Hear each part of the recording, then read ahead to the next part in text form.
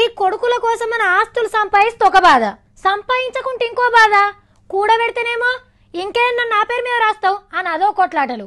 ఏం సంపాదించకుంటే నువ్వు బతుకుంటే ఎవరు ఉద్ధరిస్తావయ్యా అంతిటుడు. ముసలోళ్ళంటే సైసకుంటైతుండ్రు. ఇవాళ జోరుగా ఎగురుతున్నోళ్ళే రేపు పొద్దుగాల ముసలోళ్ళం అయితాం, మా పరిస్థితి కూడా ఇట్లనే అవుతుందేమో అని ఆలోచన ఉండద్దా? ఏం మనసులో ఏమో. అమ్మ నాయనలు దేవుళ్ళతో సమానం అంటారు. మరి దేవుళ్ళని ఇంట్లో జాగ్రత్తగా పెట్టుకొని చూసుకుంటారు. అదే కన్నులనైతే కంటికే కానరు.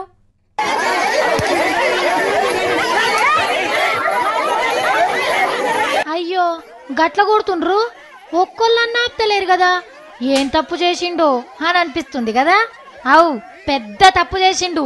బతుకున్నప్పుడు నాయనకు నరకం చూపించిన కొడుకులు ఆయన జీవి తీసుకున్నాక వచ్చేడిస్తే ఎవలూకుంటారు? ఉరివెట్టుకున్న గీ తాతది నల్గొండ జిల్లా బేగంపేట అనే ఊరు. ముసలామె ఎన్నడో కాలం చేసిందట. ఇద్దరు కొడుకులుంటే పోయి పట్నంలో ఉంటుండ్రట. మా నాయన అని ఒక్కొళ్ళు కూడా వచ్చి చూడకపోయేదట.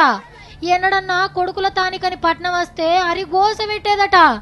ఎన్నడున్నా నా బతుకు గింతే అని ఆఖరికి ఊరికొచ్చి ఊరి పెట్టుకుండు. సాగు చేస్తామని కొడుకులు కోడన్లు వస్తే ఊరోళ్ళంతా కలిసి ఇట్లా ఎగవడి కొట్టిండ్రు. మనుండంగా మంచి నీళ్లు కూడా పోయానోళ్ళు సచ్చినాక మీరు సాగు చేస్తారా అని ఊర్లకెళ్ళి గెదిమిండ్రు. ఊరోళ్ళే మనిషికి పైసలు వేసుకొని తాత సాగు చేసిండ్రు. ఇంత జరిగినాక ఇక ఈ ఊర్లో ఎవ్వలన్న అమ్మా నాయనలను చూడకుంటుంటారా? మీరు కూడా మీ ముసలోళ్ళని మంచిగా అరుచుకోండి.